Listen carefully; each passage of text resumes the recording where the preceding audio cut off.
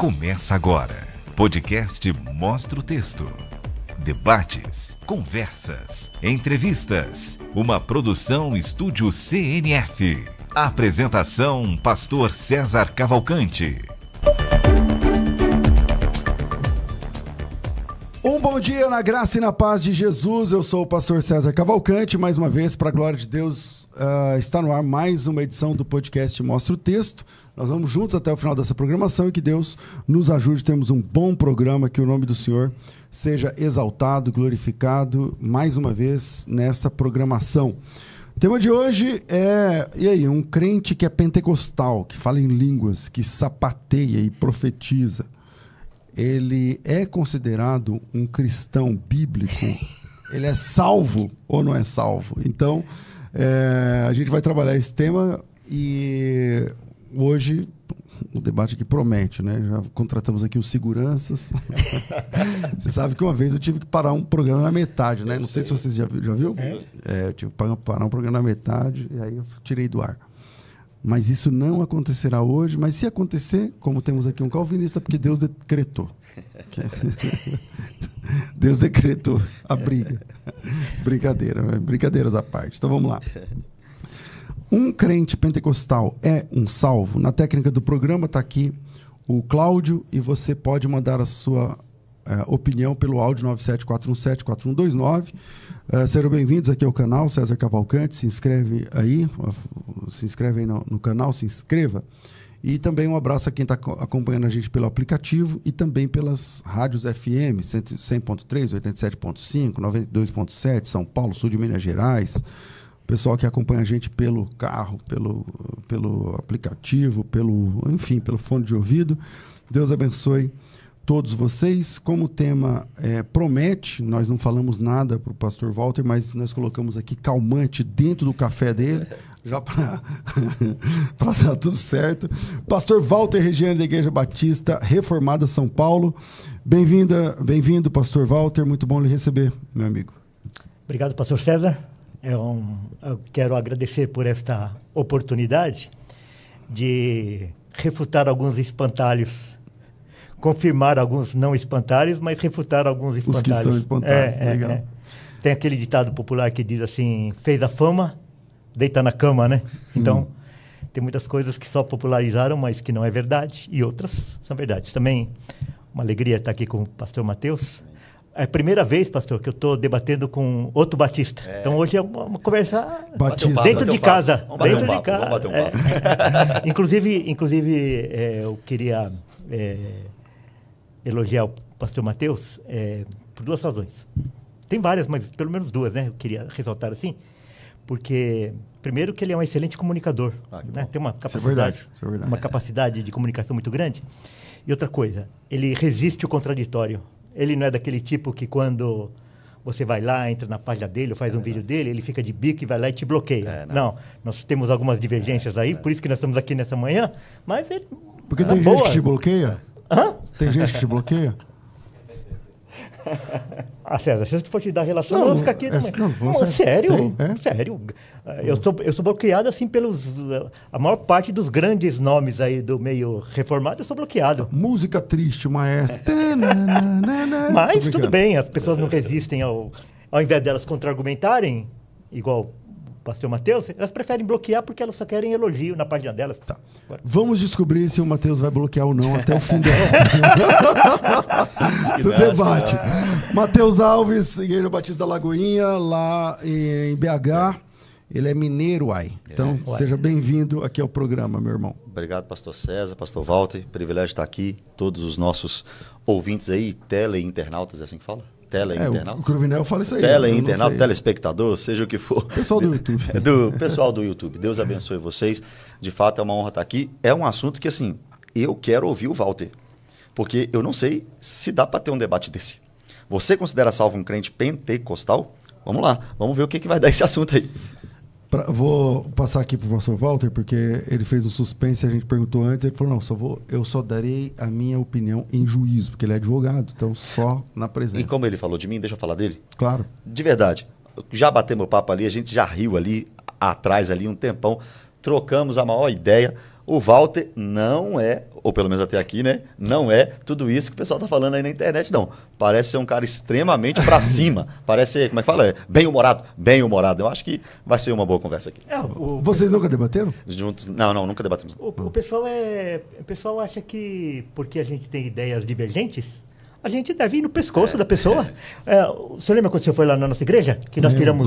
tomamos um café lá junto? Foi. Teve gente que fala, você diverge do pastor César e você fica tomando café com ele? Eu falei, ué, você quer o quê?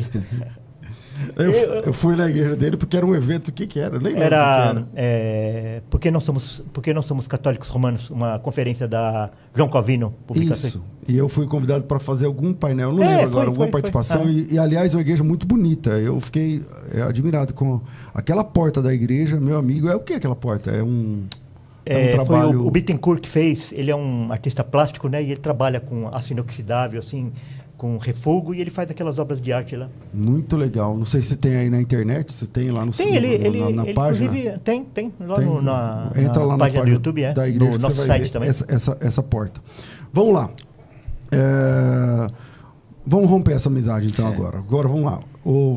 Um crente pentecostal pode ser salvo? Eu vou passar para o pastor Walter começar, mas eu quero fazer aqui uma pequena introdução.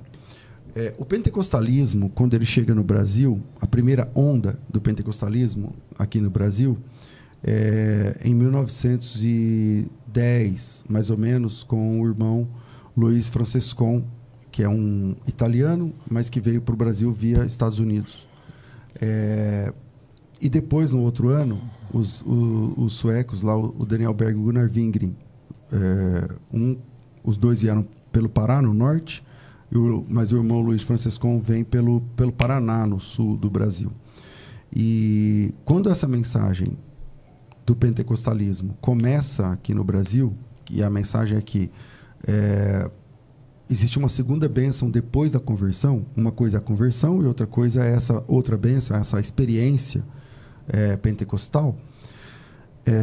Muitas igrejas, aí não estou falando só de batistas, não, muitas igrejas anatematizaram esse movimento, né? Eles mesmos, os missionários Daniel Berg e Gunnar Wingren, eles eram batistas, mas foram meio que expurgados do meio, e algumas igrejas se posicionaram à época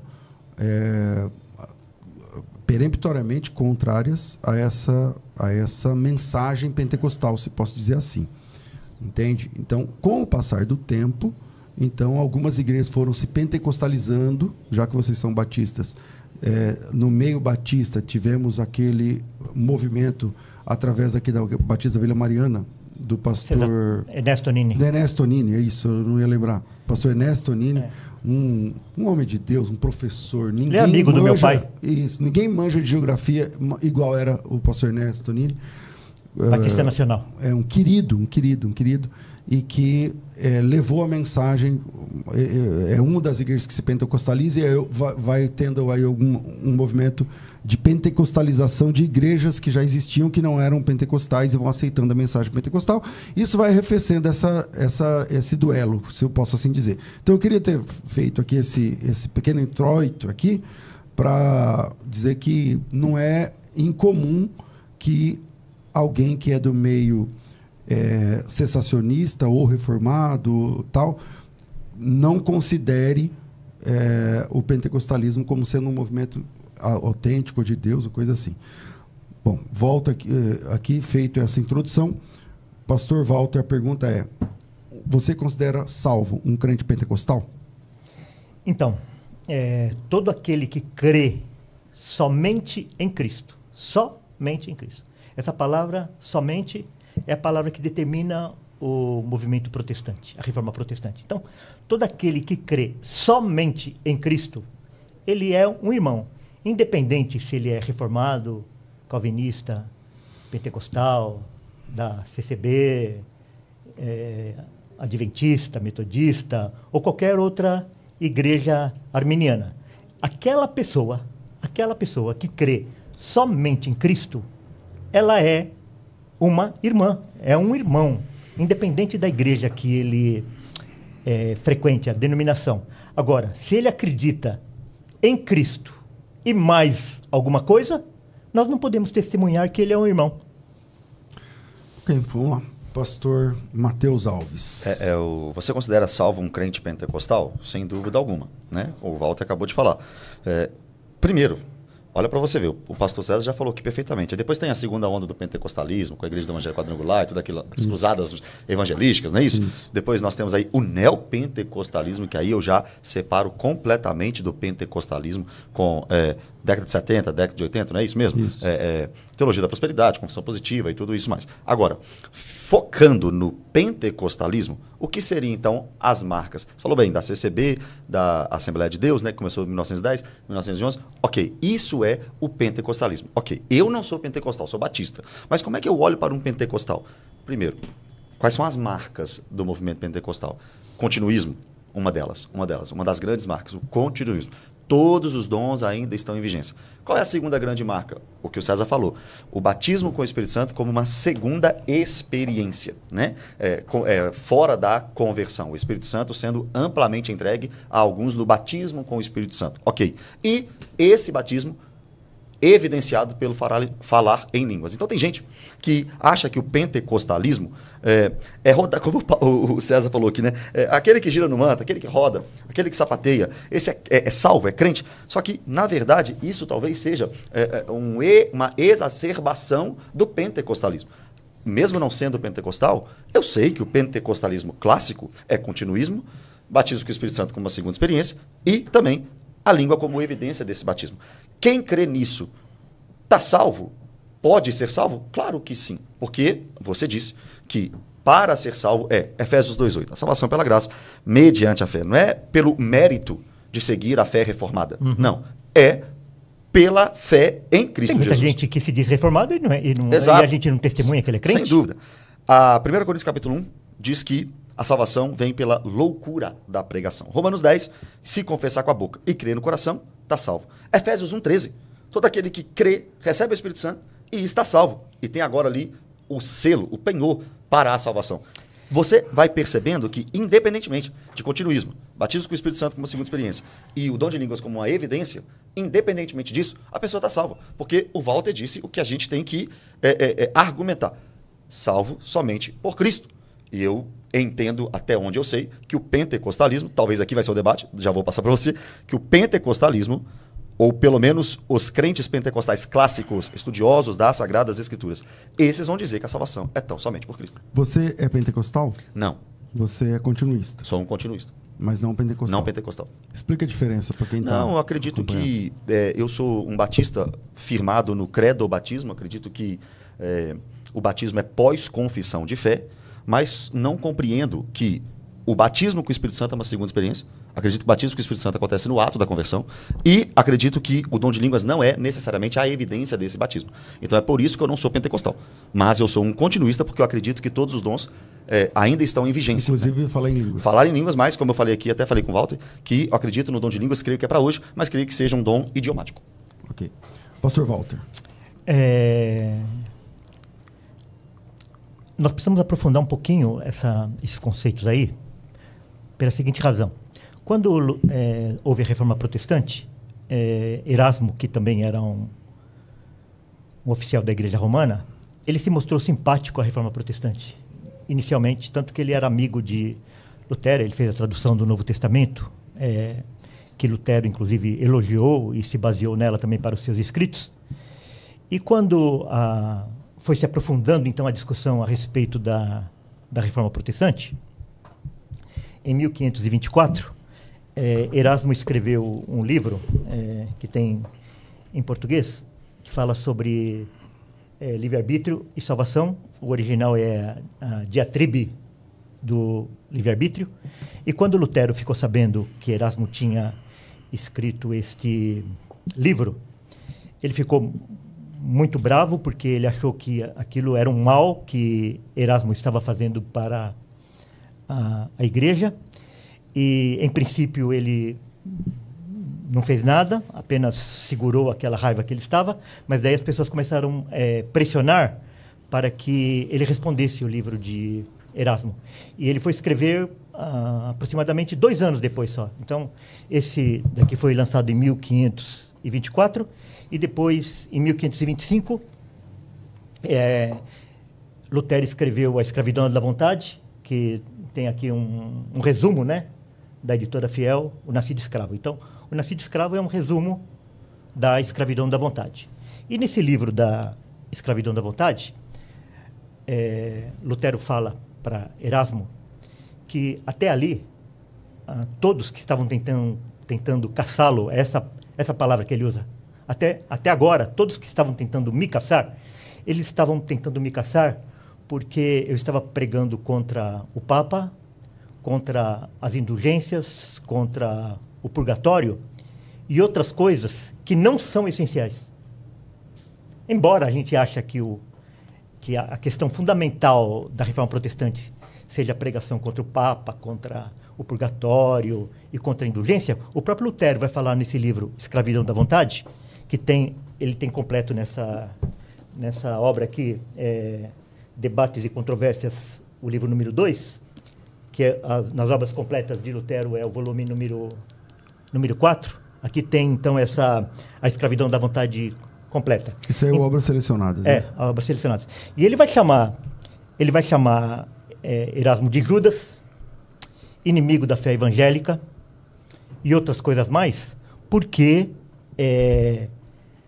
Erasmo sai em defesa do livre-arbítrio. Então, por detrás de tudo isso, de toda essa história, tem a questão do livre-arbítrio.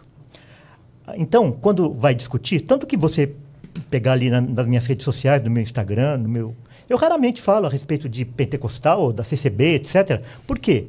Porque quando a gente vai falar de pentecostal, a gente vai falar dessas coisas aí sobre os dons, sobre milagres, sobre... E essas coisas, elas não são essenciais. Essas coisas são secundárias. Por exemplo, a Igreja Nova Vida, lá do bispo McAllister, né? Walter McAllister, eles são pentecostais.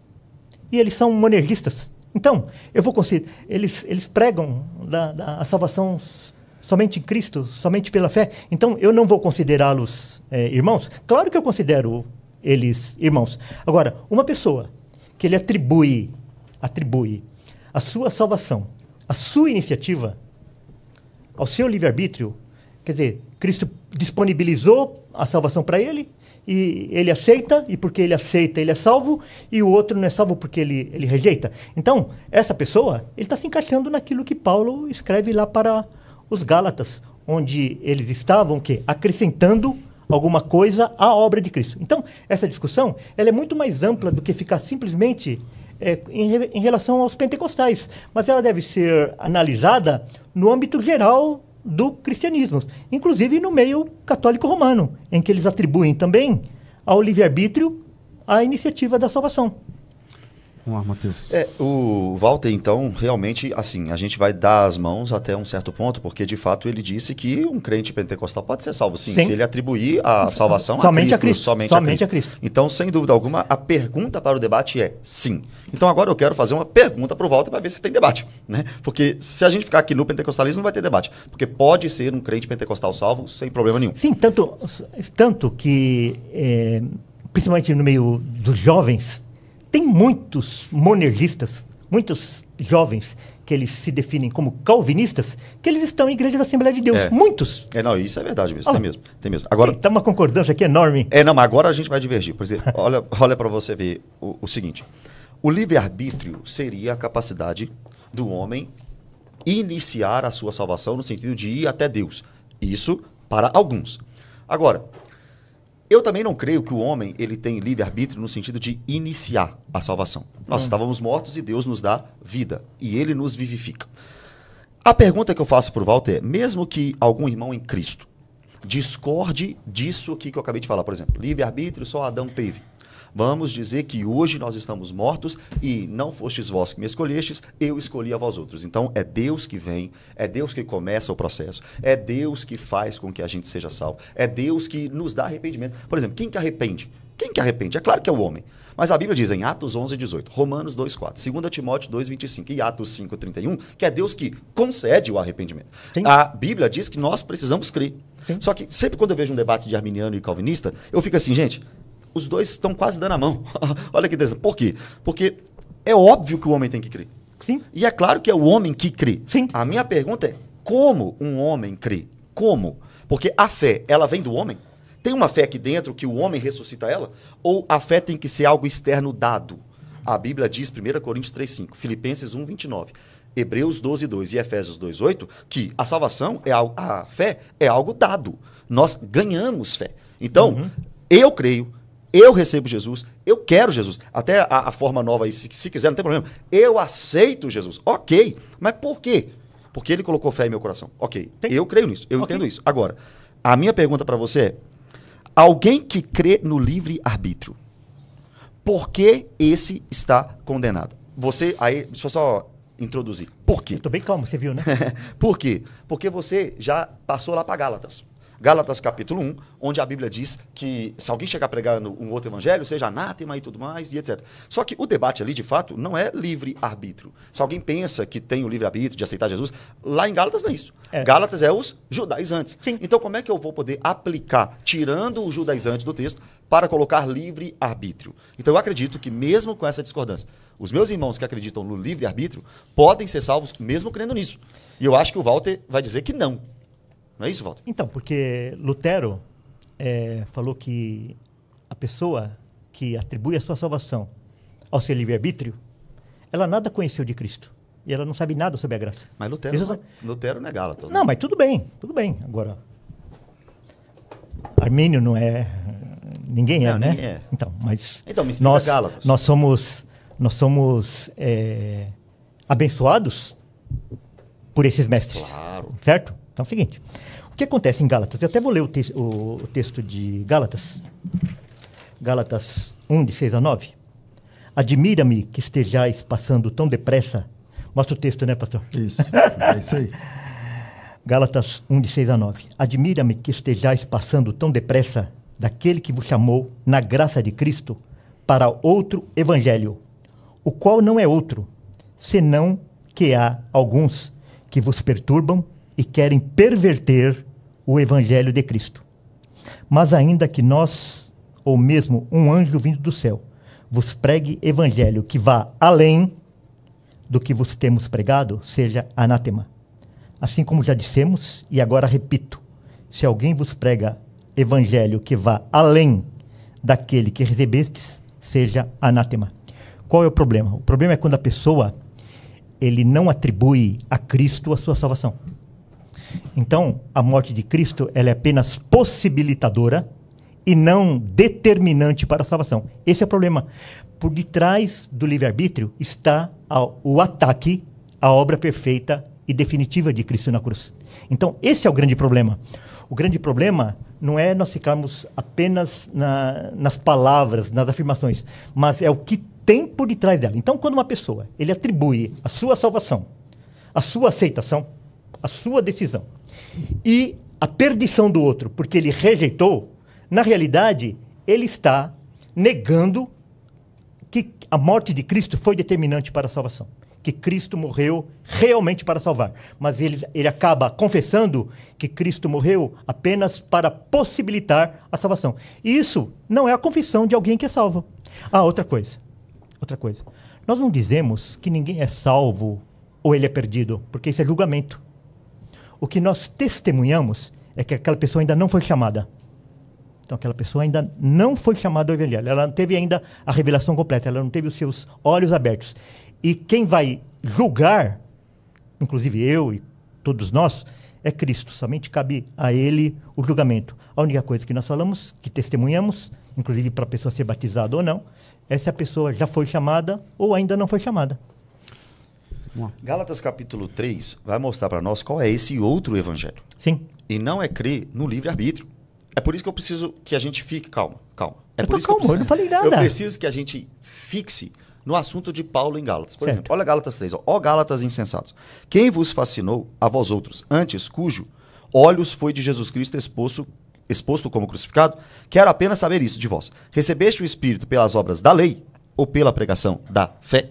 Percebe então qual que é a tônica de Paulo? É obras da lei Você é salvo pelos seus méritos, você é salvo por obediência à lei, você é salvo por isso, ou você é salvo pela fé em Jesus. Sem dúvida alguma, nós até falamos aqui, alguém falou aqui sobre não cairmos em espantalho. Sim. Mesmo entendendo que o livre-arbítrio hoje ele está completamente danificado pelo pecado, eu preciso acreditar e ser honesto e dizer que quem crê neste livre-arbítrio não está dizendo que a sua salvação está em seu livre-arbítrio. A sua salvação está em Cristo. Eles creem que a salvação é tão somente por Cristo. Aí eles, para explicar isso, um arminiano, quem crê no livre-arbítrio, vai dizer sobre a graça preveniente, que é uma das marcas pelas quais eu não sou arminiano.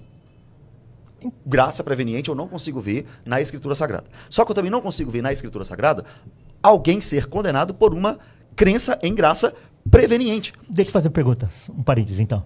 Então, assim como você admite que o pentecostal que acredita no livre-arbítrio, ele pode é ser salvo? Pode ser salvo. Não. Tá. Então, o católico romano é a mesma coisa? Você acha que nenhum católico romano na história desse planeta foi salvo? Claro que não. Tem irmãos católicos que são salvos. Então a resposta é a mesma. Hã? Também pode ter salvos. Então, só que é o seguinte, aquele católico que ele acredita que ele é salvo por causa da graça preveniente, eu não posso testemunhar que ele é um irmão. Mas sabe por quê? Porque não, é o seguinte, mas não. a própria igreja condenou o pelagianismo como heresia. E a graça preveniente, ela é uma doutrina pelagiana posterior. O pelagianismo ela é anterior, porque o homem ele é neutro, né? Se prega que o homem é neutro no pelagianismo. E no Concílio de Trento, inclusive eu trouxe aqui um presentinho que eu quero dar para o pastor César. Obrigado. Isso aqui é a seção 6 do Concílio de Trento. Eu trouxe isso daqui porque isso aqui não tem para vender. Se você procurar para comprar o Concílio de Trento, você não vai encontrar. Acho. Um é meu, você falou, né? É seu. Então eu trouxe aí para vocês. Aí está a seção 6, que é a respeito da justificação, que é o que interessa para nós no Concílio de Trento, que é o Concílio da Contra-Reforma. Então, a graça preveniente, ela está presente aí no Concílio de Trento. Então, quando os remonstrantes, os arminianos, eles trazem a graça preveniente para justificar esta possibilidade do homem receber ou rejeitar a Cristo, nada mais eles estão professando um pelagianismo posterior, em que o homem é neutro para receber ou rejeitar a salvação. Muito diferente do verdadeiro evangelho, em que Deus arranca um coração e coloca o outro. Então o homem ele fica totalmente entregue a Deus, a Cristo. Então ele tem a sua vida transformada de fato. E não entregue a ele a possibilidade dele se converter ou não. Aqui, porém, os pentecostais que creem no livre-arbítrio, que é o nosso assunto hoje, não acreditam que o homem é neutro. É por isso que eu estou te dizendo. Escuta, você está colocando na sua cabeça talvez questões de espantalho. Porque o pentecostal clássico crê na depravação total. Ele crê que o homem está caído. Ele crê que o homem está morto em seus delitos depois da graça preveniente? E outra coisa, ele pode escolher sim ou não. Então, isso aí eu concordo com você. Por isso que eu falo que a graça preveniente é um pelagianismo posterior. Então, o homem ele não nasce neutro. Mas daí, quando ele recebe a graça preveniente, ele fica neutro de novo. Ele fica neutro de novo. Agora, isso é pelagianismo. Você comparar o católico... Então, peraí, deixa eu dar uma pitada aqui, porque assim, ó, vocês começaram muito bem falando assim, ó, vamos evitar aqui os espantalhos. Sim. Né? Porque é muito ruim eu vim aqui defender uma coisa e você me acusar de uma coisa que eu nem creio. Então, é horrível. Dizer que eu não sou arminiano. Ninguém aqui é arminiano, então, hoje. Então, eu não sou arminiano. Nem calvinista. Nem calvinista. Muito menos calvinista. Se tiver só esses dois, aí eu vou ter que ser arminiano. Mas não tem, né? Só os dois. Vamos lá. Mas dizer que o calvinista... Desculpa, o arminiano é pelagiano. Não, eu não estou falando. Então vamos lá, vamos resolver para não ter espantalho. Então, na minha opinião, não é isso que o pentecostal se sente. Porque o Pelágio, o senhor definiu didaticamente Pelágio. O homem é neutro. O arminiano não crê que o homem é neutro. Eu sei, pastor. Por isso que a gente não fala o arminiano e nem o pentecostal. A gente fala o pentecostalismo e fala o arminianismo. Quando a gente está falando do arminianismo, nós não estamos falando do arminiano, porque dentro desse mundo que se chama arminiano, nós vamos encontrar pessoas de todo tipo. O senhor sabe disso. Sei, mas isso também acontece no mundo calvinista. Sim, Então, entregue. tem calvinista então, mas entendeu? Então, a questão toda da graça preveniente é o seguinte: a graça preveniente, ela não vem para que o homem seja salvo, para que o homem creia, para que o homem tenha fé, para que o homem se arrependa. A graça preveniente, ela vem para habilitar a vontade do homem, para que ele se torne neutro, e aí ele tem a capacidade de receber ou rejeitar. mas ele não se torna neutro. Hã? Ele não se torna neutro. Ele se torna o quê, então? Indesculpável, talvez? Não. É que assim, eu entendo a sua percepção, mas nenhum lugar você vai achar ninguém falando que o homem se torna neutro. Só no pelagianismo. Então, Entende? Ninguém que vem depois vai defender essa neutralidade dizendo o seguinte, ó, você é perdido. Aí a graça preveniente meio que te habilita. Aí você agora é neutro, você está numa zona neutra. Não. Eu não sou, mesmo eu não sendo arminiano, eu nunca vi isso no arminianismo. então, mas é o caso que basta a gente aprofundar 10 minutos de conversa, quando a gente pergunta para a pessoa assim, então você é salvo porque a graça preveniente habilitou você para que você creia e você creu. Mas, Walter, ok? mas deixa Você poderia... Daí eu pergunto assim para a pessoa, mas você poderia rejeitar? Ele fala, sim, eu poderia rejeitar. Então, se ela poderia tanto receber como rejeitar, qual é outra palavra, qual outro adjetivo que nós vamos usar, se não de neutralidade? Porque... Então você está decidindo isso, mas não é essa a ideia. Então qual é a entendeu? ideia? Mas, A ideia é que- se a pessoa continua... A ideia é o seguinte, ele é morto. Certo. Ok. O calvinista assume uma lógica que, a meu sentir, com respeito, Sim. não tem sentido. E eu também estou com Isso. respeito. E qual é essa lógica que não tem sentido? A lógica que morto não responde, que morto não fala, que morto não ouve Mas e que aqui- morto não sente. Só que quando você abre a Bíblia, é Deus falando com o morto o tempo inteiro. César, Entende? E Deus cobrando dos mortos respostas. Não, mas uma coisa é a morte Entende? física, outra coisa é a morte espiritual, né? Mas eu tô falando da morte espiritual. Hã? Eu tô falando da morte espiritual mesmo. mas Entende? nesse ponto... Então, você parte a partir desse pressuposto. E o arminiano não entende assim. Mateus. Mas nesse ponto aí também, até do morto responder, por exemplo, Adão respondeu, tinha acabado de pecar. Claramente, ele estava ouvindo. Se você Claro. chamar um morto... Fisicamente. O morto que está lá na igreja também ouve a pregação. Agora, eu quero ser aquele chamado espiritual, aquele que muitos são chamados, poucos são escolhidos, aquele que é trazido para a salvação, entende? Então, assim, morto Caim. escuta. É o Morto Caim. escuta. Morto escuta. Não, é o Caim. Mas Deus chama ele ao arrependimento. Chama. Deus chama E ele ele ao não quer. arrependimento. E ele não quer. Porque Não, ele é morto espiritual. eu concordo. Aqui, eu concordo. Ele não quer. Eu concordo. Isso. A minha pergunta para um arminiano é: o que faz alguém querer? O que faz alguém querer? Esse é o ponto. Caim não quis. Não nega o texto bíblico. Caim não quis. Mas o que faria Caim querer? Já que Caim, então, está morto em seus delitos e pecados, e ele ouve a voz de Deus, tá? O que tem nesse interim que faz Caim querer? Essa é uma pergunta que eu queria fazer para um arminiano, Mas a pergunta de Deus a Caim, ela é honesta? demais da conta. Ela é verdadeira? Claro, cabe a ti dominar o pecado que está sobre você. Então e era ele vai ser possível. condenado porque não dominou. Não, claro que é possível. Então era possível. Claro, eu tô aqui dentro de uma tensão que eu sou honesto em dizer. Eu sei que é Deus que faz arrepender. E Deus também falou com Caim. Caim, você tem sim que procurar fazer o certo. As duas coisas estão na Bíblia. A minha pergunta é essa, entendeu? Só que voltando para o nosso tema aqui, comparar um protestante... e agora o Walter vai me bater. Um protestante... Mas eu saí, Escuta, só tô eu me brincando. exaltei aqui alguma Na vez. hora uma nenhuma. vez. Não, uma vez. Na hora nenhuma, escuta. Você está Comparar. seguindo o Isso é um espantalho. Agora foi um espantalho. Comparar. Por que eu falei que você vai achar ruim? Ó? Um protestante que crê no livre-arbítrio. Ixi, não existe isso para você, né? Um protestante que crê no livre-arbítrio com católico apostólico romano é de uma maldade. Sabe por quê? Porque católico apostólico protestante que crê no livre-arbítrio não crê na virgindade perpétua de Maria. Não crê na ascensão de Maria. Não crê na intercessão dos santos. Não crê na tradição da igreja em pé de escritura. Não crê na ex-cátedra. Então não tem como você falar que um arminiano, que um pentecostal é católico apostólico romano, porque não é. Todas as tradições da igreja não são aceitas pelos meus irmãos pentecostais, arminianos, que creem no livre-arbítrio. Tudo isso aí que você falou, não tem nada no Concílio de Trento. Não tem nada. Porque Mas uma tem igreja coisa, católica hoje. uma coisa é o que é que o católico fala, o que o padre fala, tal. Outra coisa é o que está nos documentos da igreja. Então, quando você pega, porque é o seguinte, o pentecostal, quando eu falo assim, o arminiano em geral, vamos tirar o pentecostal, o arminiano em geral, aquele que conhece um pouco, não aquela pessoa simples que quando você fala, não, é só Cristo, eu sou arminiano, não, mas é só Cristo, é só Cristo, é só Cristo. Esse é o irmão, não tem problema. O problema é o mestre, quando você vai discutir com ele, ele não é um católico no sentido de que ele é do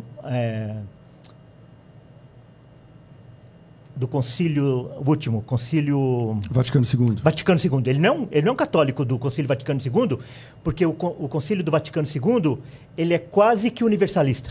Eles consideram os protestantes irmãos, eles consideram os índios irmãos, eles consideram os muçulmanos irmãos, os budistas irmãos. Eles são quase universalistas.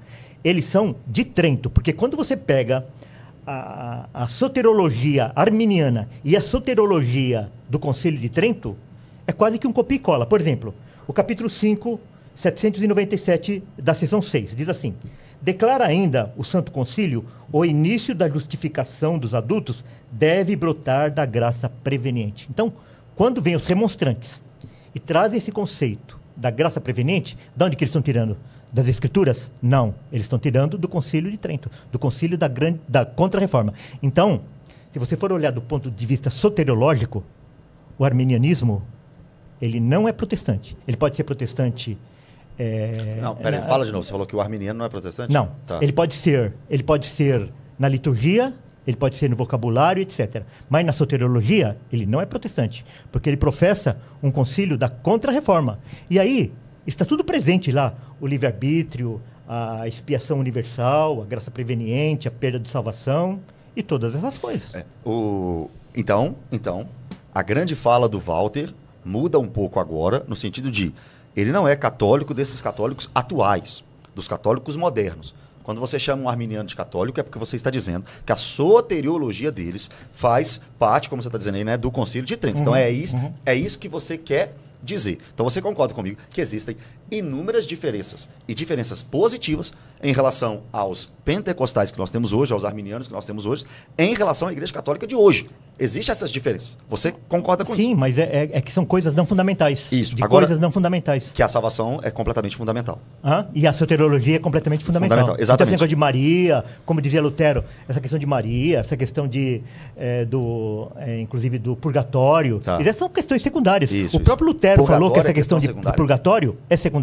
Você acha mas o Lutero defendia a virgindade perpétua de Maria. Sim, não, mas eu estou falando que Lutero falou que essa questão de purgatório, de discutir, mas você concorda com o Lutero? Você concorda com o Lutero nisso? Não concordo. Que o purgatório é extremamente essencial, porque tira completamente a purificação dos nossos pecados em vida. Mas assim, por exemplo, a pessoa, ela acredita em Maria, por exemplo, ela acredita em Maria.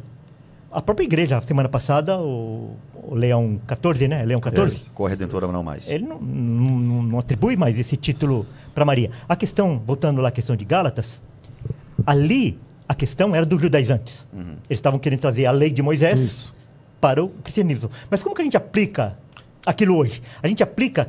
É você querer acrescentar alguma coisa à obra de Cristo. Então, quando você vai conversar com uma pessoa que é pentecostal, e ela fala do livre-arbítrio. Mas na hora que você vai conversar com ela, que você aprofunda um pouco a conversa, o livre-arbítrio não tem nada a ver com a salvação dela, ela é uma irmã. Agora, o problema é que quando a gente vai conversar com algumas pessoas, principalmente alguns mestres, não, é por causa, se eu não fizer a minha parte, eu não sou salvo. Isso depende de mim. A persistência, a decisão de se tornar um filho de Deus é minha. Então, essa pessoa, a gente não pode considerar como irmã. Mas deixa eu só te perguntar algumas coisas. Primeiro, você não pode considerar essa pessoa irmã por uma teologia errada? Talvez, ela não sabe o que ela está dizendo. Sim, mas se já você falei isso. ensinar para ela que a salvação é tão somente pela graça... É isso que a gente faz, não é? Ela vai entender. Sim. Então, ela é irmã, mesmo entendendo teologicamente errado. Se ela está negando... A obra mas definitiva. Não nega. Não, peraí. Esse povo não nega. Não, peraí. Nós estamos falando da pessoa que nega, tá? A pessoa que nega negou. Então, a pessoa, através daquilo que ela está declarando, Mesmo ela fala assim, não, eu estou negando Cristo. Não, mas as afirmações dela redundam que ela está negando Cristo. Então, por isso, assim, quando ela fala que mas Cristo... talvez por uma falta de conhecimento. Não é que eu nego Cristo. Aqui, ó, porque, Walter, quem não é salvo não é isso aqui, não. Ó. Eu acho que eu tenho livre-arbítrio e posso escolher. Não, não é isso. Então, Quem não é salvo é isso aqui, ó. Quem não é salvo é isso aqui, ó. Eu não creio que Jesus é a pedra fundamental para a minha salvação. Esse não está salvo. Então, peraí. A pessoa não vai afirmar isso. Mas com outras afirmações... Chegar a esse quando ela fala, por exemplo, assim, que Cristo morreu apenas para possibilitar a salvação dela, ela não está dizendo que a morte de Cristo foi determinante. Ela está negando Cristo. Eu queria te chamar para uma reflexão. Uma reflexão. Você não acha que poderíamos dar o braço a torcer e a mão a palmatória no sentido de, calma, será que esses camaradas que creem na expiação ilimitada, vamos dizer assim, será que esses caras, eles realmente vão lá no Concílio de Trento para pegar isso? Claro que não, eles nem conhecem. Isso. Então, será que eles não vão para textos, por exemplo, como 1 Timóteo 4,10? Ora, é para esse fim que labutamos e nos esforçamos sobremodo, porquanto temos posto a nossa esperança no Deus vivo, Salvador de todos os homens, especialmente dos fiéis. Será que não é, na sua visão pode ser uma interpretação errada, mas será que não é um entendimento possível diante dos textos da Escritura?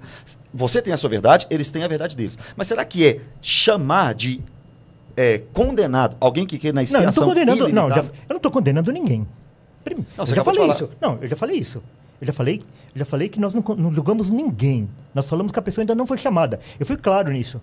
Então, não estou condenando ninguém. No momento em que ela crê na expiação ilimitada, ela ainda crê na expiação ilimitada. Ela está salva ou ilimitada? Ilimitada. Ela não foi chamada do evangelho ainda. Então ainda ela não está salva. Então é isso que eu estou falando. Eu não posso testemunhar que ela foi salva. É isso que eu estou te dizendo. Porque ela está negando.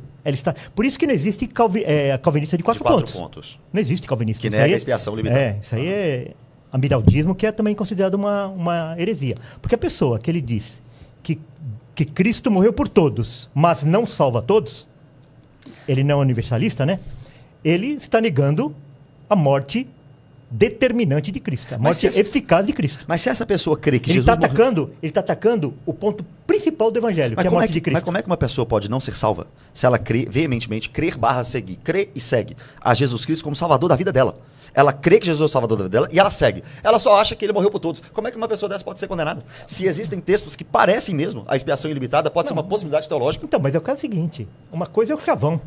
Quando a pessoa falar, é o chavão. Ela está usando um chavão, ela está repetindo uma coisa. Mas na hora que você aprofunda 5 minutos de conversa, que você aprofunda 20 minutos, ali mergulha 20 minutos no assunto, ela vai negar que Cristo morreu definitivamente. Walter, eu acho que ela não vai negar que Cristo morreu por ela. Nós estamos falando da pessoa que nega. Não, a pessoa que nega, ué.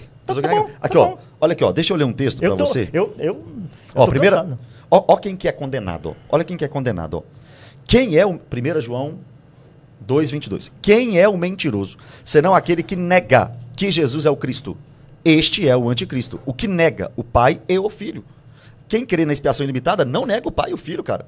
Todo aquele que nega o Filho, esse não tem o Pai. Aquele que confessa o Filho tem igualmente o Pai. Você está dizendo que quem nega a doutrina da expiação limitada está condenado. Não, mas o texto bíblico diz que quem nega...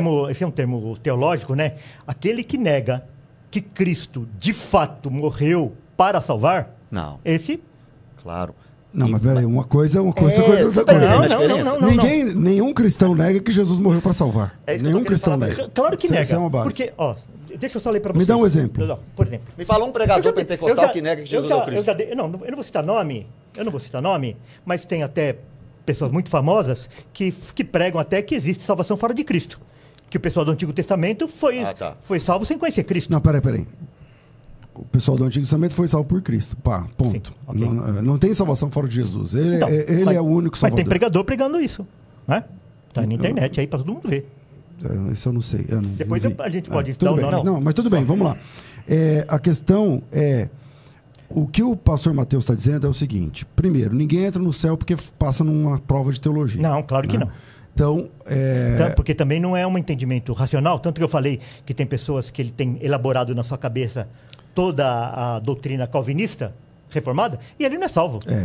Hoje a gente vai, se a gente entrar nesse assunto, então você tem monergismo de um lado e sinergismo do outro. Só que, na verdade, nós temos monergismos e sinergismos. Sim. Você está entendendo? Sim. Então, eu entendo que o cristianismo é a única religião que tem um Salvador só.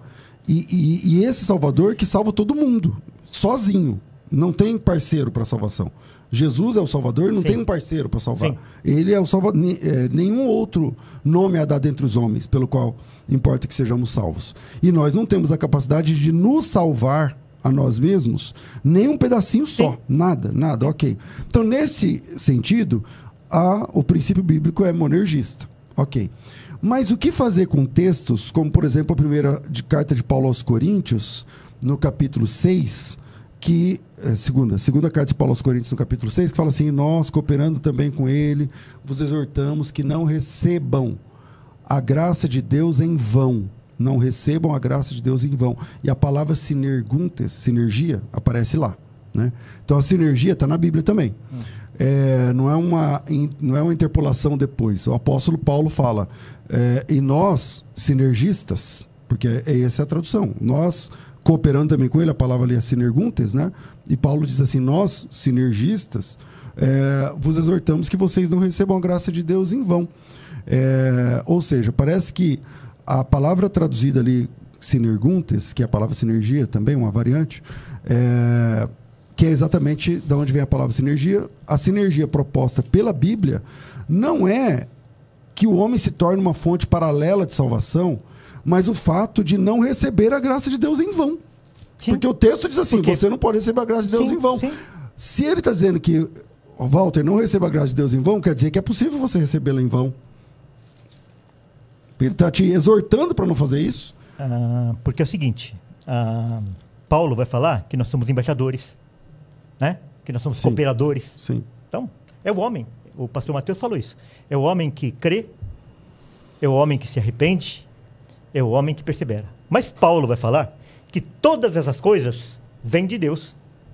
É um texto claro. E em Efésios vai falar que nós somos salvos, que nós somos chamados, que nós somos eleitos para praticar as obras que Deus preparou para que nós andássemos nela. Então, por exemplo, assim, tem os hipercalvinistas, eles declaram com a boca todas essas doutrinas da graça, e nós não podemos testemunhar que eles são salvos, porque eles não têm nenhum fruto, eles não têm nenhuma obra, eles são infrutíferos. E Tiago vai falar que a fé sem obras, ela é morta.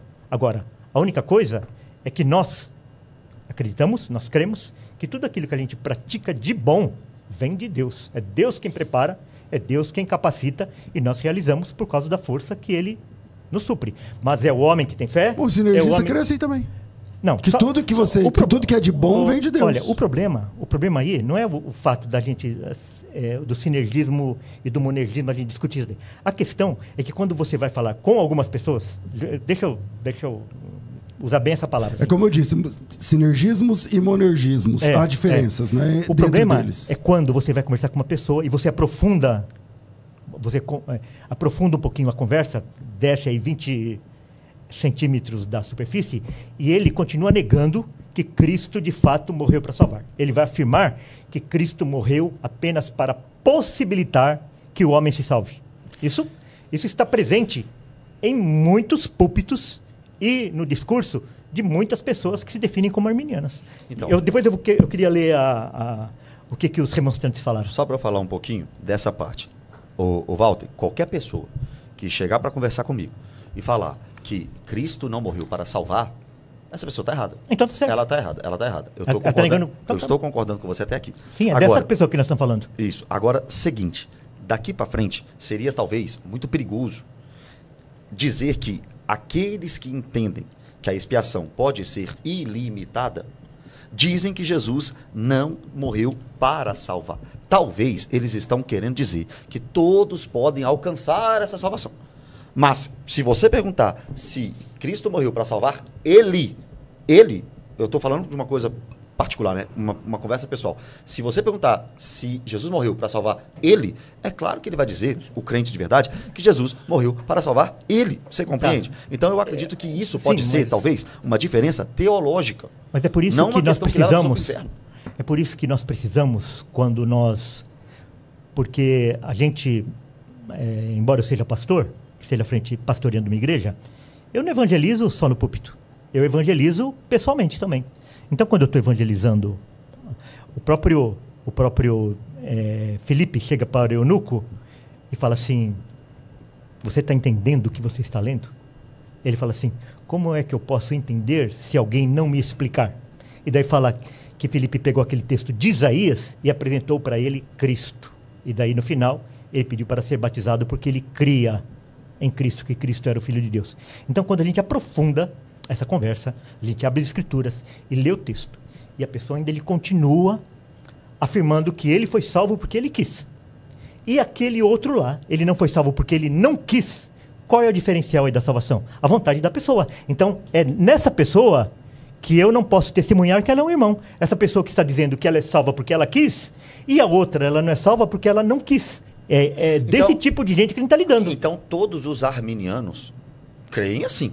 Hã? Todos os arminianos creem assim. Não, tem muitas pessoas que ele se declara ser arminiano, mas quando você vai aprofundar 20 minutos da conversa, ele não vai fazer essa afirmação. Tá, o arminiano que diz sim, Deus me salvou, Deus transformou, mas pelos textos que, como o jovem rico, pelos textos de Mateus 23, eu quis reunir, vocês não quiseram, por esses textos os arminianos dizem, é sim possível rejeitar ou resistir a essa graça. Então você está me dizendo que o crente, o arminiano que acredita na graça resistível, ele não é salvo.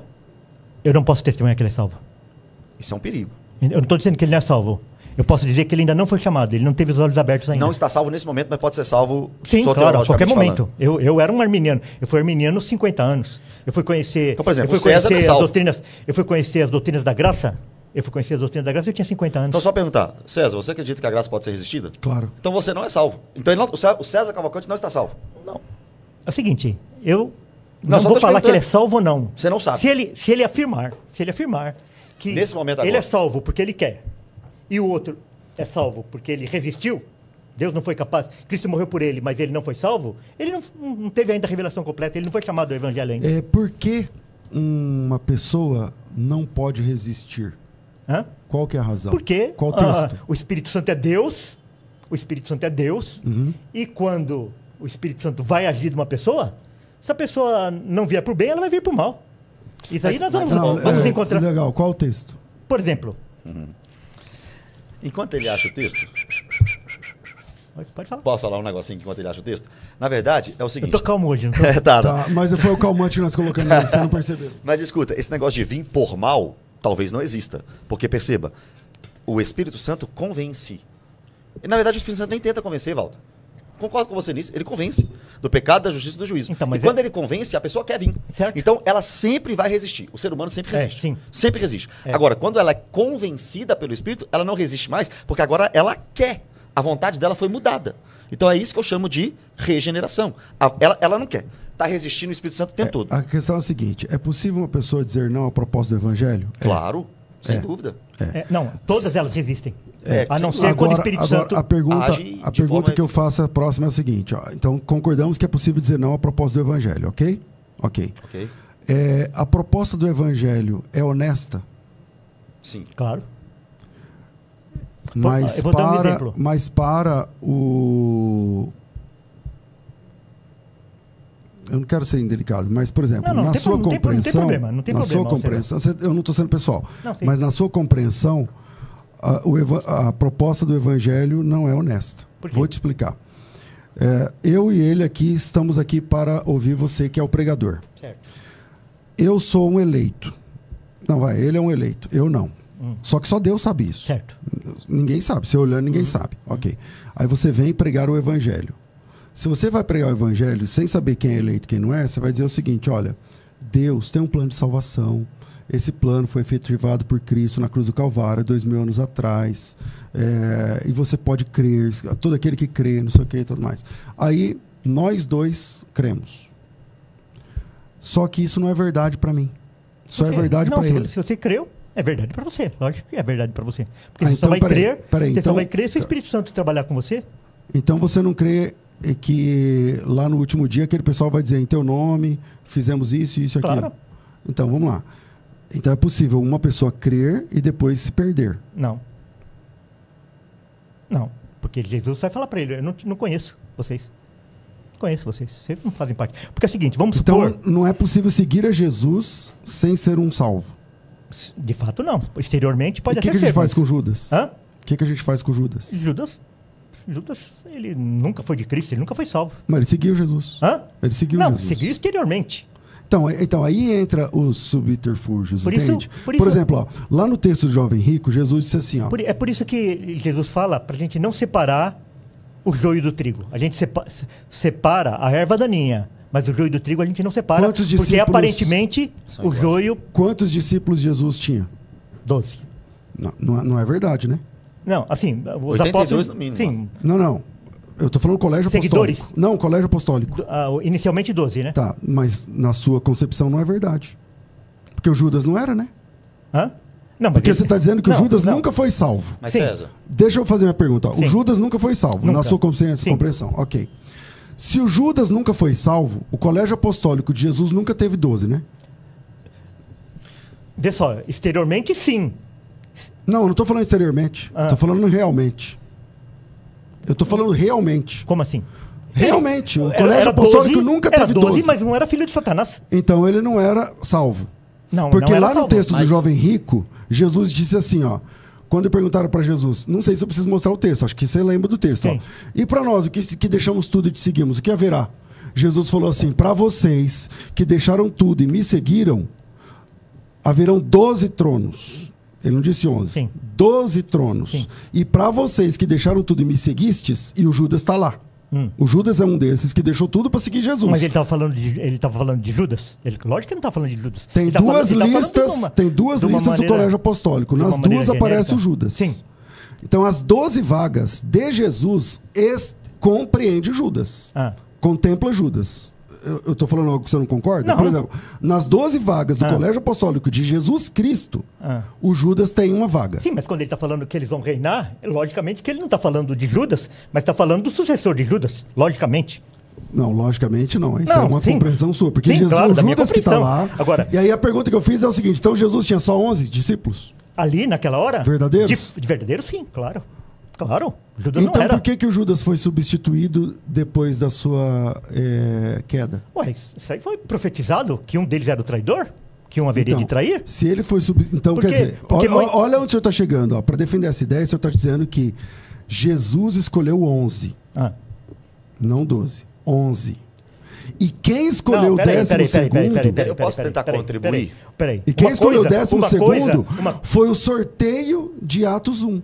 É isso que o Eu senhor não está falando. sei, eu não tenho elementos na Bíblia para dizer se o sucessor espiritual, vamos dizer assim, o sucessor espiritual de Judas, se Matias, né? ou Paulo. Se é Matias ou Paulo, não, tem esses tô nem elementos. nessa discussão. Não tô Sim, nem nessa então. discussão. A minha discussão, para tentar provocar um pensamento, é o seguinte: peraí.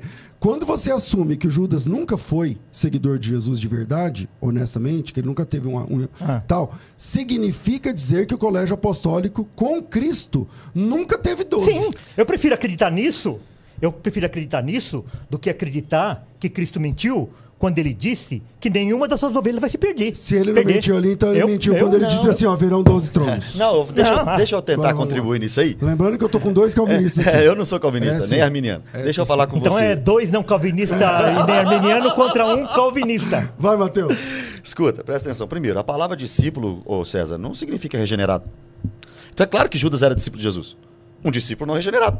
Era um seguidor de Jesus que não Externo. era... Deixa eu terminar. Externo. Mas deixa eu terminar a conclusão. Discípulo não é um aluno, um aprendiz. Então, Judas estava, sim, aprendendo com Jesus, mas eu não posso dizer que só porque ele era discípulo, ele foi salvo. Aliás, em João 6, muitos dos que o seguiam deixaram, porque ouviram a mensagem completa. Não é filho de Abraão que é salvo, não. Pela carne, não. Tem que passar pelo meu corpo, tem que passar pelo meu sangue.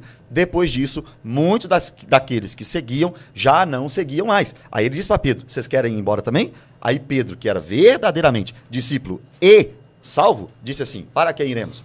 Se só tu tens as palavras de vida eterna. Então, pode ser discípulo, você pode ter aluno aí de hebraico, você pode ter debatedor, pode ser pastor, pode ser o que for, pode ser discípulo de Jesus, pode ser membro da igreja, mas não salvo. A palavra discípulo não significa regenerado. Segundo, essa questão de Judas eu vejo muito nos debates e eu acho interessantíssima no sentido de 12 tronos. Olha só, o que diz Mateus 19, 28.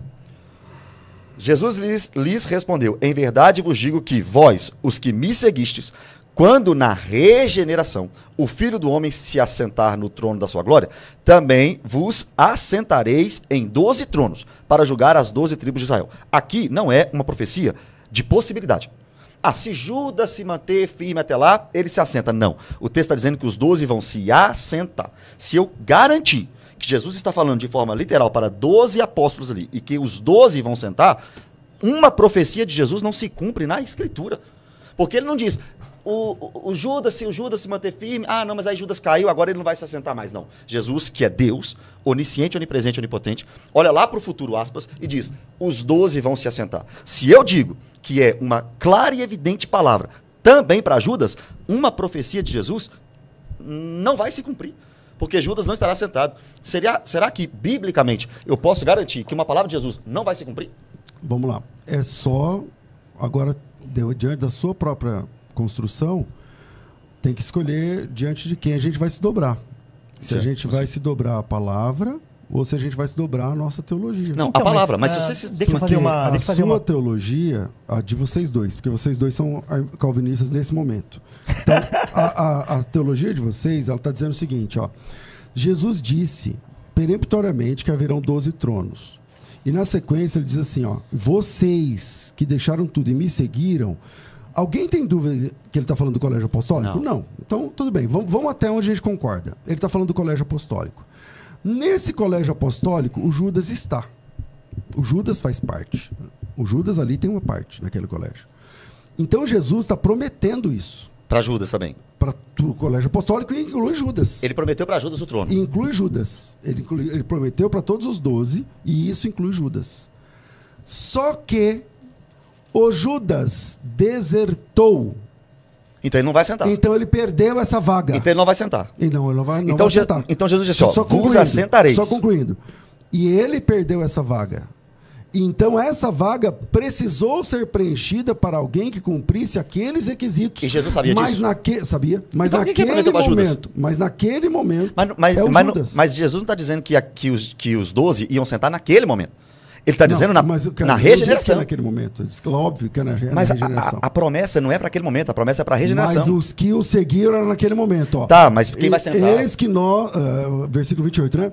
Em verdade vos digo que os que me seguistes, os que me seguiram naquele momento. Naquele momento. Ok. Ok. É o Judas, né? Concordo. Ok. Até aqui concordo. Quando na regeneração, lá na frente, o Filho do Homem se assentar no trono de sua glória, esses que seguiram, também vos assentareis em 12 tronos. Então me explica isso. Judas está caminhando com Jesus. Jesus sabe que Judas é o diabo. Jesus sabe que Judas é para que se cumpra a profecia que ele traia. Jesus mesmo disse, e um de vós é o diabo. Tá. Aí ele olha para esse Judas e diz assim, deixa eu fazer uma profecia agora escatológica. Vocês vão sentar em 12 tronos. Mas ele sabia que Judas não ia sentar.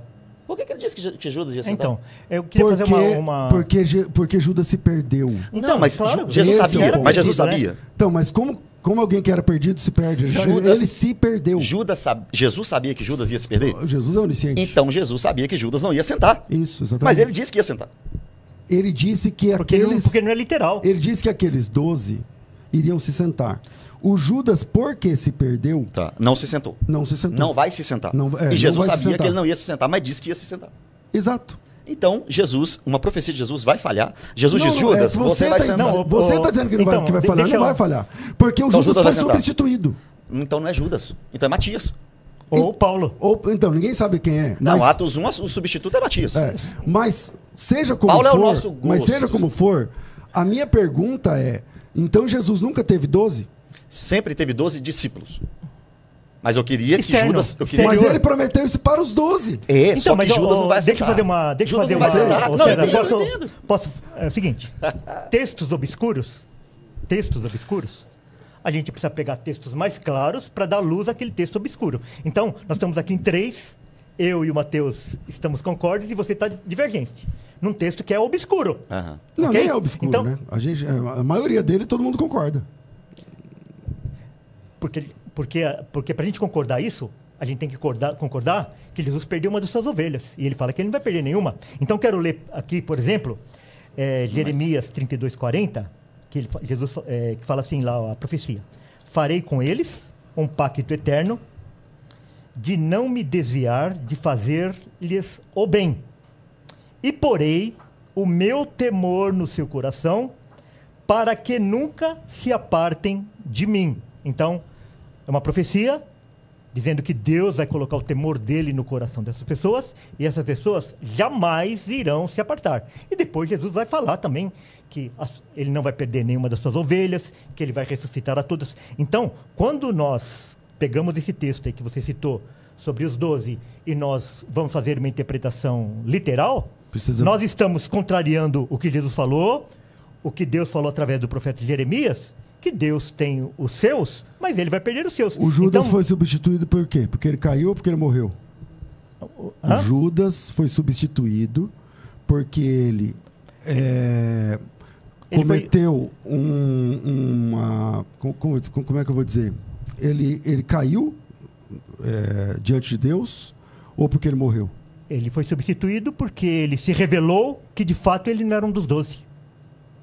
Então independentemente dele se matasse ou não, ele seria substituído. Então voltamos novamente. Então Jesus nunca teve 12 apóstolos. Aqui, deixa eu falar uma coisa sobre 12 apóstolos. Espiritualmente não. Não, escuta. 12 apóstolos. Exteriormente sim. O pastor César, olha só. Jesus teve 12 apóstolos, correto? Nós 12 discípulos lá, etc. Tal. Apóstolos. Não, tudo bem. Lá em Lucas 17 é chamado de apóstolos. Concordo. Agora, escuta. O texto de Mateus 19 que a gente estava debatendo está falando sobre os 12 tronos, etc. Ali tem Judas. Agora, eu vou ler um texto para você e eu vou te perguntar se aqui Judas está também. Ó. Tinha grande e alta muralha, 12 portas e junto às portas 12 anjos. E sobre elas nomes escritos que são os nomes das 12 tribos dos filhos de Israel. 3 portas se acham a leste, 3 a norte, 3 a sul e 3 a oeste. A muralha da cidade tinha 12 fundamentos. E estavam sobre estes os 12 nomes dos 12 apóstolos do Cordeiro. O nome de Judas está aqui também? Não. Então, se tem 12 apóstolos no Evangelho e Judas está no 12, e no Apocalipse 21, esse 12 aqui não inclui Judas, por que eu não posso incluir Judas em Mateus? Retirar Judas de Mateus 19? Não, porque assim, ó, eu não estou retirando Judas. Quem está fazendo isso são vocês. Não, mas você retirou de Apocalipse 21. Porque Apocalipse 21 é depois da queda de Judas. A profecia de Mateus Judas 19... aqui tinha sido substituído. Concordo. Lá não. Concordo. Então acabou. Não, concordo. Mas a profecia... Mas você concorda, então acabou. César, eu concordo com você que em Apocalipse 21... O Judas já foi substituído. Perfeito, okay. perfeito. Então. Agora, eu discordo de você que Mateus 19... Porque Mateus 19 é a profecia, é Jesus falando naquele momento, só que algo que estaria por vir é aqui, ó. Mas se cumpre aqui, ó. Calma aí. Jesus está falando de algo que vai vir, mas para as pessoas que naquele momento já tinham tomado uma decisão. Então, porque o texto diz assim, uma pergunta. Vocês todos, os que me seguistes, o Judas está lá. Mas agora foca no assentareis. Me seguistes, Judas está lá. Mas como é que Judas vai assentar? Quando na regeneração, então lá no futuro... Que Judas já não vai estar lá mais. Exatamente, quando Judas não vai estar mais lá. Se o assunto é regeneração e Judas vai cair, como é que Jesus promete o trono para Judas? Aí eu faço a mesma pergunta que eu fiz para ele. Judas foi substituído porque ele caiu ou porque ele morreu? Não, porque ele caiu. Porque caiu. Lógico. Porque ele caiu. Então acabou. Se ele caiu, porque ele já esteve. Caiu. Não é porque ele caiu. Não é porque ele caiu. Porque foi revelado que ele de fato não era. Então ele não caiu. Hã? Então não caiu. Só foi revelado. Não, caiu. Exteriormente caiu. Então porque ele foi substituído. Então porque ele foi substituído. Porque revelou que ele não era. Que ele não era uma das ovelhas. Foi revelado a quem? Foi revelado a quem? Revelou que ele não era a quem? Que ele não era discípulo de fato de Jesus. Para quem foi revelado isso? Para os 11, para a igreja. E Jesus não sabia? E Jesus não sabia? Claro que sabia. E por que escolheu ele? E por que escolheu ele? Para que se cumprisse as escrituras. Você está entendendo que a conversa não é tão simples? Não, é simples. Eu só queria fazer uma pergunta, se com todas essas suas colocações, você quer provar que uma pessoa pode perder a salvação? Não, mas aí cai lá. Não, peraí. Não, mas isso que é fundamental. O que tem por detrás de eu comecei dizendo o seguinte, o ensino bíblico é monergista. Mas o sinergismo aparece nas escrituras. Não é, o sinergismo não é uma doutrina teológica do século XV ou XVI. O sinergismo está na Bíblia. Sim, está em Gálatas lá, né? Não só em Gálatas. Eu apresentei o texto, segundo aos Coríntios 6. Nenhuma obra seria boa o suficiente para fazer uma pessoa ser salva, assim como para fazê-la se perder. Até mesmo a fé é um dom. A fé é um presente de Deus. E nós somos totalmente dependentes desse Salvador único e suficiente. Porém, Deus considera justo, e eu acho que a pessoa vai perder a salvação, mas não é um pisca-pisca que perde, ganha, não é isso não. Por outro lado, as ovelhas de Jesus de cujas todo-poderosas mãos ninguém pode arrebatar, essa ovelha, ela pode sair das mãos de Jesus se ela quiser. O nome disso é apostasia. O nome disso é apostasia. Então, eu acredito que eu não posso fazer você se perder, o pecado não pode fazer, o diabo não pode. Agora, se você quiser, você pode cometer a apostasia. Então, o mas que se é eu não fui apostasia? salvo, é negar aquilo que você professou Abraçou, anteriormente. abraçou. Você professou uma coisa lá e hoje você está negando aquilo. Não significa que você foi salvo. Então, Apostasia é aquele que se revela que ele nunca foi salvo. Ele professava uma coisa e agora ele não professa mais. então, como que eu perco uma coisa que eu nunca tive? Hã? Não Como é perde. Não perde, ele nunca foi salvo. Então, Aqui, quer ver, ó? o apóstolo Sobre- Paulo, quando sobre ele fala da aquele texto, apostasia, ele fala de crentes, certo? Não, crentes professas. Não, aí Crentes é professas. por sua conta. Então, o que eu estou dizendo é que Deus considera justo condenar aqueles que rejeitaram essa salvação grandiosa. Sim. Mesmo estando na fileira daqueles que foram contados como salvos. Não. Assim como Não. Judas. Não. É Vamos exterior. lá. É exterior. Então vamos lá. Vocês estão citando aí, eu comecei a questão do Judas. Vamos lá em Atos capítulo 1. Lá em Atos 1, está escrito assim, versículo de número 15. Ó. Naqueles dias levantou-se Pedro. Irmãos, convinha que a escritura cumprisse, que se cumprisse a escritura, que o Espírito Santo proferiu anteriormente por boca de Davi, acerca de Judas, que foi o guia daqueles que prenderam Jesus. O Senhor disse, não, então nunca teve, lá no fundo mesmo, no fim, no frigir dos ovos, nunca teve 12, eram 11. Veja o que diz o verso 17.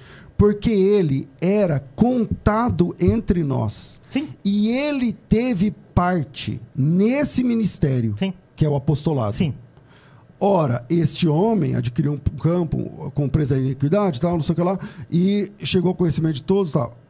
Ou seja, Jesus contou Judas como sendo 12. Sim. Exteriormente. Aí o senhor está dizendo. Sim. Pedro está dizendo o seguinte, ele teve parte nesse ministério. Sim, mas a gente não nega isso. Apostolado. A gente não nega. A gente Então não nega Judas isso. não comete uma apostasia? Não. No sentido de que ele professava uma coisa e depois, com a sua atitude, ele nega aquilo? Sim. Então, mas para a visão do Pedro, ele diz assim, ele esteve conosco, ele teve parte aqui e agora saiu. Mas isso é uma coisa muito perigosa. Isso é uma coisa muito perigosa. Isso daí é o cerne de toda a questão do Evangelho. Quando nós admitimos que uma pessoa salva, ela pode se perder, nós estamos negando a morte eficaz e determinante de Cristo. Esse é o problema. Peraí, só porque a pessoa se perdeu? Hã? Só porque Se a pessoa você se perdeu? admitir que a pessoa era salva e depois ela se perde por qualquer outro motivo, nós estamos negando que Cristo morreu efetivamente para salvar. Essa construção é unicamente pessoal, sua teológica. Não. Então, Não, me mostra um texto Tá bom, que diga é isso. que você já tinha pedido um texto lá atrás e eu estou te devendo um texto. João 6, 38. Porque eu desci do céu, não para fazer a minha própria vontade, e sim a vontade daquele que me enviou. Então, aqui é interessante, porque as pessoas pegam aquele texto lá que Jesus fala assim, Jerusalém, Jerusalém, que matas os profetas e apedreja aqueles que te foram enviados. Quantas vezes eu quis te ajuntar assim como as galinhas ajuntam os seus pintainhos e vocês não quiseram. Quer dizer, quantas vezes eu quis? E Jesus fala assim, eu não vim aqui para fazer a minha vontade, Isso. mas a vontade do Mas Pai. você vai falar do próximo verso, né? E a vontade de quem me enviou é esta, que nenhum eu perca de todos os que me deu. Pelo contrário, eu os ressuscitarei no último dia. Então, se Cristo tivesse morrido por Judas, Judas não teria apostatado, Judas iria fazer parte daqueles que iriam julgar lá nos 12 tronos e ocupar os 12 tronos, e ele não ia trair a É que Cristo. esse texto só diz assim, ó, a vontade daquele que me enviou é que eu não perca. Então, não Je- perca Jesus e eu vou... não perdeu o Judas. Hã? Foi o Judas que quis sair. Essa que é a questão. Claro, a apostasia. mas, claro, ele quis. Ele quis. Ninguém arrebata uma Ele quis. ovelha das mãos do bom pastor. Judas não foi forçado a trair a Cristo. Judas não foi Ele forçado. quis sair. Ele traiu porque ele quis. Isso. Então Porque ele tem não livre-arbítrio, teve o seu ele tem coração. livre-arbítrio. Porque ele não teve. Não tem Não, mais. não, peraí, Esperando a oportunidade. porque ele não teve. Mateus, eu vou parar Porque aqui. ele Eu não tô- teve Vai, o volta seu aqui, coração Mateus, transformado. Volta pra vocês, vai. Na questão do Judas, Eu só quero deixar claro aquilo que eu tinha falado sobre a promessa de Jesus. É porque eu vi uma moça aqui falando no comentário assim, olha, mas o Mateus não está entendendo que o 12º trono, seja qual trono for, foi ofertado a Judas. Aí já é passado o texto. Que o texto não está dizendo assim, ó, quem quiser se assentar, não. Não foi ofertado. Foi uma profecia de Jesus. Jesus disse, vocês vão se assentar. E o meu único ponto sobre esse assunto de Mateus 19, 28 é, se Jesus estava falando realmente para Judas, e que ele ia assentar, não é naquele momento, é na regeneração. Então, Jesus está falando naquele momento de um assunto que vai acontecer na regeneração. Então, se na regeneração Jesus disse que Judas vai sentar, mas Judas não se assentou, Jesus errou numa profecia. Então, isso eu não posso aceitar. Então, vamos lá. Bom argumento, muito bom seu argumento, muito bom mesmo. Agora, veja, não resolve ainda, porque Jesus, é verdade, o texto tem 2 tempos.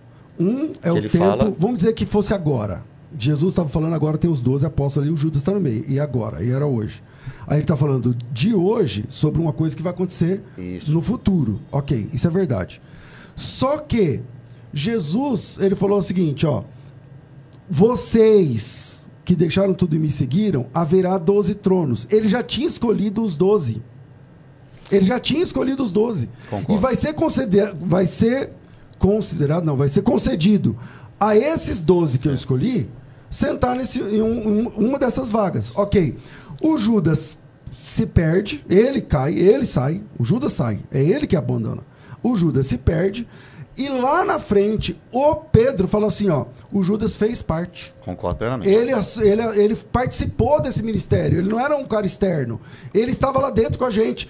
E agora a gente vai selecionar quem é o próximo que vai preencher a vaga desse cara. Exterior. Porque essa vaga ficou disponível. Então, aí, César... Se a vaga ficou disponível, é porque ela foi de Judas. Então, eu concordo plenamente que a gente pode tratar esse assunto então como vaga. Como vaga. Tem 12 vagas no colégio apostólico. Que era do Judas ali, naquele momento. Judas estava ali no colégio apostólico, mas a profecia não diz sobre Judas, porque Jesus não pode errar. Isso, mas naquele momento era do Judas. Aí eu tenho na Bíblia, um texto que pode me ajudar a entender que o colégio apostólico pode sim estar sendo representado por vagas, mas não decretamente Judas, porque em Apocalipse 21, versículo 14, diz para mim que os 12 apóstolos do Cordeiro estarão no novo céu, na nova terra. E aqui não tem Judas. Viu? Aqui não tem Judas, porque ele foi substituído. Então, 12 aqui não diz respeito a Judas. Então, vamos lá. Então já era mentira de Jesus quando ele chamou Judas. Não, é mentira de Jesus se ele... Jesus fala assim... Peraí, volta. É porque você falou. Aqui, ó. É mentira de Jesus. Se Jesus tiver falado para Judas, você vai se assentar. Mas você não vai se assentar. Quem chamou Judas? Quem chamou Judas foi Jesus. Judas foi discípulo. Judas foi apóstolo. Eu concordo com tudo isso. Jesus chamou Judas para quê? Jesus chamou Judas para que se cumprisse a profecia. Não, para ser o quê? Para ser discípulo, eu não tô mentindo. Eu tenho certeza disso. E o chamamento de Jesus era honesto? Honesto, vai ser meu discípulo. Para ser discípulo, sim. Isso. Concordo plenamente. Então, César, concordo. Então, e não é negócio de exterior, para ser verdadeiramente seguidor de Jesus. Seguidor de Jesus, sim, assim como aqueles que abandonaram em João 6. Então, Jesus não chamou Judas... Para a salvação? Eu que te pergunto, onde está no texto bíblico que Judas era um regenerado? Não, mas onde está no texto bíblico que Mateus é um regenerado? Eu criei. Onde está no texto? Eu criei. Como assim eu criei? O Espírito Santo testifica que eu sou filho de Deus, está aí nesse texto aí. Eu criei em Jesus. Mateus falou isso? Qual o texto? Não, se você perguntou onde o Mateus... O Mateus da Bíblia. Ah, tá. Achei que era a minha pessoa. Tá. Achei que era a minha pessoa. Porque assim, vamos medir com a mesma régua, entendeu? Tá. Me mostra um texto onde o Judas foi regenerado. Fala, onde está o texto que o Mateus foi regenerado? Onde está o texto que o Filipe foi regenerado? Onde está o texto que o outro Judas foi regenerado? Não tem o texto. Não, mas talvez pela sequência e por eles continuarem firmes com Jesus, dada a ressurreição de Jesus, Mateus estava lá, compreende? E ele se torna um discípulo, continua sendo um seguidor de Jesus. Por exemplo, Jesus diz para Judas assim, Judas, para o colégio apostólico, né? Um daqui é um acusador. Será que a Bíblia chama o crente de acusador? Será que a Bíblia chama algum crente de diabo? Pedro não foi chamado de diabo. Arreda de mim, Satanás. Não Pedro. Eu acho que 2 Pedro 2:1 vai esclarecer um pouquinho. Assim como no meio do povo surgiram falsos profetas... Rapaz, esse texto não dá certo com você. Vai, vamos lá. Assim como no meio do povo surgiram falsos profetas, assim também haverá entre vós falsos mestres e falsos apóstolos, os quais introduzirão dissimuladamente heresias destruidoras, até ao ponto de renegarem o soberano Senhor que os resgatou, trazendo sobre si mesmos repentina destruição. Então o que está falando aqui? Está falando de alguém que era professo, como Judas, ele era professo, e depois ele nega. E lá no 22, no mesmo capítulo, no 22, vai falar o seguinte: com eles, esses falsos profetas, aconteceu o que diz certo adágio verdadeiro. O cão voltou ao seu próprio vômito, e a porca lavada voltou a revolver-se no lamaçal. Não é a ovelha que se torna porca. Não é a ovelha que volta para o lamaçal. O cão voltou ao seu próprio vômito. Então aqui quando Jesus está falando aqui dos falsos profetas, e depois tem Judas como exemplo também, então é o cão voltando ao seu próprio vômito e a porca lavada voltando a revolver-se no lamaçal. Nunca foi. Vocês são bons. Agora, deixa eu falar uma coisa. Não, calma aí, você colocou o texto, vamos lá. A gente tem que saber, como bons expositores da Bíblia, o cuidado que a gente tem que ter. Por exemplo, quando ele fala o cão volta ao vômito, claro que ele não está falando cão ou capeta, o cachorro. Sim. O cachorro, ok. Só que, aí você fala assim, não, é sempre cão, é o cão, ele não muda. Não, calma aí. Vamos lá.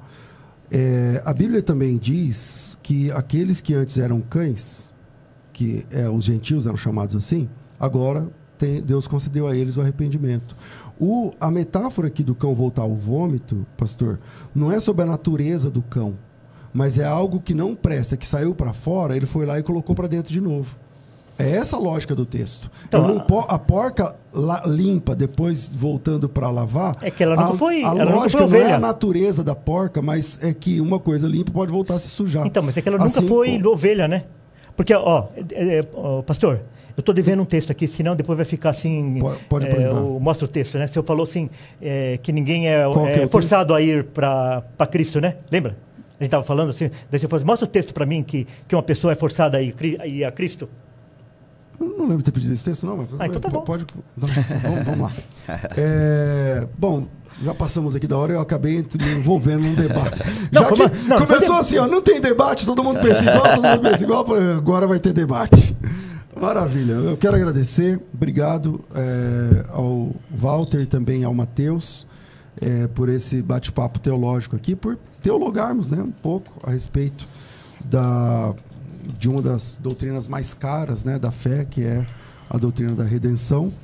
E, Walter, obrigado mesmo. E, de verdade, não sei o que você tem pensado ultimamente, mas hoje aqui você está diferente de todos os outros debates. Não. Obrigado, meu irmão. Não, sabe o que é? É porque, às vezes, a gente vai debater com uma pessoa e ele vem preparado para te apresentar uma coisa fora do contexto para criar um corte. Ou pode homem, né? Para criar um corte. Aqui você não percebeu. Aqui não então, nesse debate não teve. Eu não vim aqui preparado para fazer corte malicioso com ninguém, e nem vocês. Acontece isso mesmo, é verdade. Então.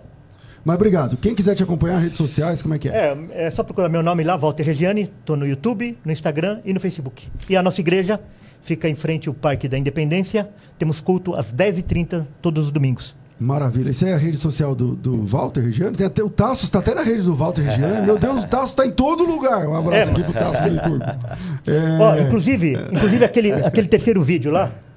De cabelo branco lá, seu. Eu estou falando a respeito de pessoas que não são calvinistas, não são reformadas, e elas são cristãs. Então está fixado lá no meu Instagram. Maravilha. Isso que eu vou falar vale para o Walter e para o Matheus. Não quis ser mal educado, ou tentar fazer o espantalho, tipo assim, atacando uma coisa que vocês não estão dizendo, não. Mas é isso aí. Matheus, obrigado, meu irmão. Deus abençoe. Muito bom ter o senhor aqui com a gente. Eu que agradeço, privilégio de estar aqui com vocês. Foi um bate-papo muito legal. Falei lá no começo, né? O Walter não tá esse leão feroz aí que todo mundo fala, não. Na internet a gente conversou, bateu um papo, riu pra caramba. E é sempre um privilégio estar com você aqui também. Muito obrigado. Maravilha. Suas redes sociais. Meu Instagram é PR Mateus Alves. PR Mateus Alves. Tá aparecendo aí. E rapidamente, eu escrevi um livro chamado Jesus Sem Filtro, Desmascarando as Bobagens que Dizem Por Aí, sobre o Filho de Deus. O prefácio é de Hernandes Dias Lopes. Tem um leão aí, muito bonito, na capa do livro, muito moderno. Estão dizendo que é o leão da tribo de Judá, mas não é mesmo. Jesus não é esse Jesus moderno que os pregadores coaches motivacionais estão pregando aí, não. Ele é o alfa, o ômega, o princípio e o fim. A ideia deste livro é trazer de volta à sua memória o Jesus das Escrituras. Bom, infelizmente nosso tempo é curto, mas às 14h eu volto com o bom e velho Crescendo na Fé. Aliás, eu nem falei da Black Friday, né? Meu Deus, eu vou ser mandado embora daqui a pouco. Eu não sei como é que eu tô ainda na FTB. Ó, a FTB está em Black Friday e nesse momento você consegue participar do grupo da Black. Lá tem aulas, ontem teve aula aberta lá para o pessoal do grupo, hoje tem aula novamente. Você vai conhecendo um pouquinho da FTB e você conseguirá se matricular na FTB com até 90% de desconto. É só clicar no link que está aqui no chat ou na descrição do vídeo e participar do grupo. Esse ano tem sorteio do iPhone 17. Para você que é calvinista, né? Deus tem que ter te escolhido para ganhar esse iPhone desde antes da fundação do mundo. Acabou o debate, já posso brincar. Né? E você pode também ganhar uma viagem para Israel. Mas mais legal do que ganhar uma viagem ou o iPhone é estudar a palavra de Deus em profundidade. Vem com a gente, vem para a FTB, você também. Clique no link e participe do grupo exclusivo. Às 14h eu volto com Crescendo na Fé. Tudo isso e muito mais a gente faz dentro do reino, se for da vontade dele. Amém.